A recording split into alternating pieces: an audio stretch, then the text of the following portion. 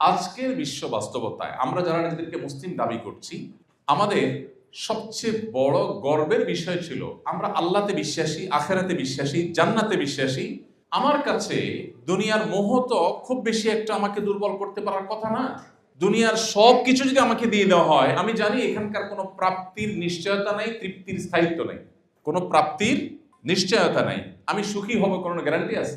আমি পৃথিবীর সবচেয়ে বড় পাওয়ারের মালিক হয়ে গেলাম, সবচেয়ে বেশি অ্যাসেটের মালিক হয়ে গেলাম, তাতে কি আমার সুখের গ্যারান্টি আছে? নেই। হতে পারে অন্য কোনো দুঃখ হবে, ফিজিক্যালি আমি অন্য কোনো অসুস্থ হয়ে যাবে, ক্যান্সার হয়ে যাবে, অন্য কিছু হয়ে যাবে। তাহলে এখানকার শান্তি প্রাপ্তির কোনো নিশ্চয়তা নেই। আর যদি আমি পেয়েও যাই, ঠিক আছে, সবকিছু আমি এনজয় করছি, গুড, এটার তৃপ্তির কোনো স্থায়িত্ব নাই।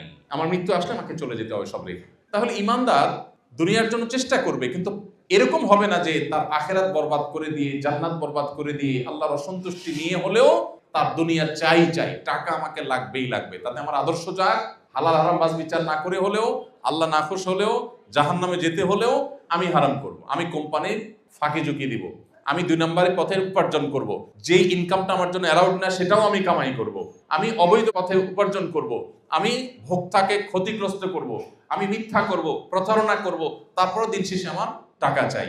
এর নাম হলো দুনিয়ার মোহ। আর এর বিপরীতটা হলো কি? দুনিয়া অবশ্যই চাই। আল্লাহ বলেছেন ওয়ালা তানসা নাসিবাকা মিনাদ দুনিয়া, তুমি পৃথিবীতে বসবাস করতে হলে পৃথিবী তোমার লাগবে, সো তুমি সেটাকে ভুলে একেবারে সন্ন্যাসী হয়ে যেতে তোমাকে ইসলাম বলেনি। ইসলাম সেই ধর্ম, আল্লাহ কোরআনে বলেছেন রুহবানিয়াতান ইবতাদাউহা, বৈরাগ্যতা, এটা খ্রিস্টান ধর্মের লোকেরা যখন প্রথম এটা তারা শুরু করে, আল্লাহ ডিসকারেজ করেছেন যে না, মা কাতাবাল্লাহু লাকুম, আল্লাহ তাআলা তোমাদেরকে বৈরাগী হতে বলেননি, বরং আল্লাহ বলেছেন ফাইদা কুদিয়াতিস সালাহ ফান্তাশিরু ফিল আরদ, নামাজ শেষ হয়ে গেছে, বের হও, ওয়াবতাগু মিন ফাদলিল্লাহ, বের হয়ে উপার্জন করো। ফ্যামিলির মুখে যে খাবারটা তুলে দিবি, তাদের জন্য যে মান্থলি ইনকামটা করে নিয়ে আসবে, এটার কারণে তুমি আল্লাহর কাছে সওয়াব পাবে, এটা তোমার ইবাদত। সো ইসলাম আমাদেরকে বৈরাগী হতে বলে না। আমাদের ব্যবসা বাণিজ্য থাকবে, আমাদের কর্পোরেট জগতের কার্যক্রম থাকবে, কিন্তু এগুলো কোনোটি যেন আল্লাহর নির্দেশের উপরে উঠে না যায়।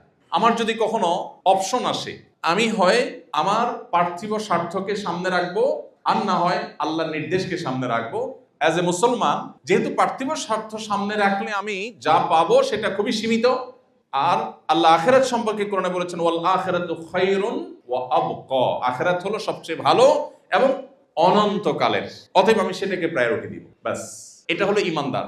পৃথিবীতে যখন সেই ইমানদারের সংখ্যা বাড়বে, যেই ইমানদার তার ভিতরে দুনিয়ার মোহ থাকবে না, দুনিয়ার কাজ সে করবে, পার্থিব কাজ সে করবে, ব্যবসা বাণিজ্য সে করবে, কর্পোরেট জগতে তার বিচরণ হবে, কিন্তু এগুলো তাকে তার আল্লাহ থেকে সরাবে না, এগুলো তার নামাজ থেকে তাকে দূরে রাখবে না, এগুলো তাকে হারামের পথে নিবে না।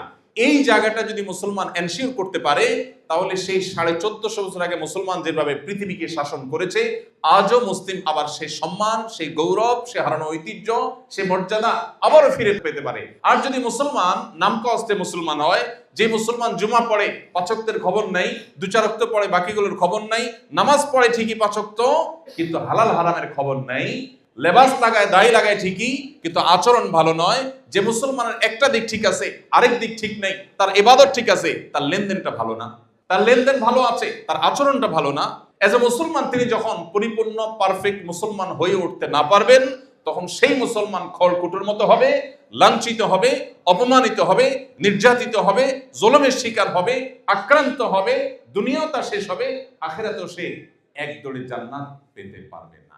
সময়ত উপস্থিত, আমরা নিজেদেরকে এই জায়গাটাতে একটু রিয়ালাইজ করতে পারি যে আমরা আসলে কোন জায়গায় দাঁড়িয়ে। আমি আমাদের একজন স্বনামধন্য স্কলার, আমাদের উস্তাদতুল্য ব্যক্তিত্ব ডক্টর খন্দকার আব্দুল্লাহ জাহাঙ্গীর একটা উক্তি কোট করতে চাই। আপনারা অনেকে স্যারকে চিনে থাকবেন, অনেক আগে, বেশ কয়েক বছর আগে রোড অ্যাক্সিডেন্টে মারা গেছেন। ইসলামী বিশ্ববিদ্যালয় কুষ্টিয়ার প্রফেসর ছিলেন। ডক্টর খন্দকার আব্দুল্লাহ জাহাঙ্গীর রহমানুল্লাহ বলতেন, আমাদের দেশে মুসলমান 2 প্রকার। এটা স্যারের ভাষা। উনি বলতেন মুসলমান 2 প্রকার, একটা হলো সেকুলার মুসলমান, একটা হলো রেগুলার মুসলমান। সেকুলার মুসলমান বলতে সেকুলার শব্দের আপনার প্রচলিত অর্থ উনি বোঝার নাই, ওনার একটা আলাদা মিনিং আছে। উনি বলেন যে সেকুলার মুসলমান বলতে আমি বুঝাতে চাচ্ছি ওই যে এতক্ষণ যে মুসলমানের কথা বললাম, যে ঠিক আছে নামাজ কালাম পড়ি, দাড়িও রাখি, টুপিও রাখি, বাট আচরণটা খুবই নোংরা, বইয়ের হক নষ্ট করি, প্রতিবেশী হক নষ্ট করি, চান্স পেলে কারোর জমির আইল ঠেলে দিই, চান্স পেলে কারোর আমার সহকর্মী তার ব্যাপারে বসকে ভুল তথ্য দিয়ে তার ব্যাপারে বিভ্রান্ত করে দেই, ভালো সাজার চেষ্টা করি, মুনাফিকি করি, চান্স পেলে কোম্পানির ফাঁকি দেই, চান্স পেলে ভোক্তার ফাঁকি দেই, অর্থাৎ আল্লাহর ভয় নেই, বাট আমি নামাজও পড়ি বা মাঝে মধ্যে নামাজ পড়ি। এটা হলো সেকুলার মুসলমান, কিছু পার্টে ইসলাম আছে, কিছু পার্টে নাই। আর রেগুলার মুসলমান হলো সিরিয়াস মুসলমান, যার জীবনের সবকিছুকে সে আল্লাহর সামনে সমর্পণ করে দিয়ে বলেছে, ইন্না সলাতি ওয়া নুসুকি ওয়া মাহইয়ায়া ওয়া মামাতি লিল্লাহি রাব্বিল আলামিন। আমার সালাত, আমার কুরবানি, আমার হজ, আমার জীবন এবং আমার মরণ সবকিছু আল্লাহর শানে আমি সমর্পণ করলাম। এর নাম মুসলমান, এর নাম মুসলমান। এ হলো সিরিয়াস মুসলমান। এই মুসলিমের সংখ্যা যখন আস্তে আস্তে বাড়বে, অল ওভার সংখ্যা কম হতে পারে। ওই যে 313 জন আজকের এই দিনে যথেষ্ট হয়ে গেছেন, এখন 3,13,000 জন, 3,13,000 জন, 30,13,000 জন সেই জায়গাটা যেতে পারছি না আমরা। কারণ আমরা যে ইসলাম চর্চা করছি, এই ইসলাম আসলে কোরআন হাদিস আমাদেরকে যে ইসলাম চর্চা করতে বলেছে তার থেকে অনেকখানি দূরে। তো এই যদি হয় আমাদের পার্থিব অবস্থা, কিয়ামতের ভয়াবহতম দিনে কিভাবে এই ইসলাম নিয়ে আমি জান্নাত আল্লাহর কাছে জোর গলায় প্রত্যাশা করতে পারি, কিভাবে জাহান্নামকে আমি প্রতিহত করতে পারি, কিভাবে মুহাম্মদ সাল্লাল্লাহু আলাইহি ওয়াসাল্লামের সামনে মুখ উঁচু করে দেখাতে পারি। ভাইরা আমার, ইসলামটা কিছু রিচুয়ালের নাম না। এই যে রোজা রাখলাম, ইফতার করলাম, সাহারি খেলাম, আল্লাহর কসম এটা ইসলাম না পূর্ণাঙ্গভাবে। এটা ইসলামের একটা পার্ট হতে পারে।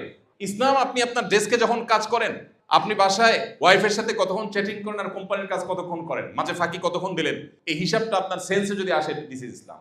আপনি বিশাল বড় সুযোগ আছে, আপনি একটু হালকা মায়ের প্যাচ করে দিলে কোটি কোটি টাকা চলে আসবে আপনার কোম্পানিতে, কিন্তু এটা আপনার জন্য আল্লাহ অনুমোদন করেন নাই। আপনি এই অফার ছেড়ে দিয়েছেন, অন্য 10টা কোম্পানির সাথে কম্পিটিশন আপনি পিছিয়ে গেছেন, বাট আল্লাহর হুকুমকে আপনি উপরে রেখেছেন। এটা ইসলাম। সামগ্রিক জীবনে যদি আমরা ইসলামকে প্র্যাকটিস করতে পারি, আজও অল্প সংখ্যক মুসলমানরা পৃথিবীতে সেই পুরানো ঐতিহ্যে ফিরে আসতে পারবে। রমাদান আমাদেরকে সেই বার্তা দেয়, আমরা সেই বার্তা গ্রহণ করি না। আমাদের কাছে দুনিয়ার মোহটা অনেক বেশি আমাদেরকে আবিষ্ট করে ফেলেছে। যার আখিরাতে বিশ্বাসী নেই, সে দুনিয়ায় সবকিছু তার কাছে। তার সাথে আর আপনার সাথে এই জায়গায় মৌলিক পার্থক্য আছে। আপনার জন্য মানায় না তার সাথে কম্পিটিশন করা পার্থিব বিষয়। এই জায়গাটাতে আমাদের নিজেদের আত্মপরিচয়টাকে নতুন ভাবে খোঁজার, উপলব্ধি করার, আবিষ্কার করার চেষ্টা আমাদেরকে করতে হবে। আল্লাহ আমাদের সবাইকে সে তৌফিক দান করুন।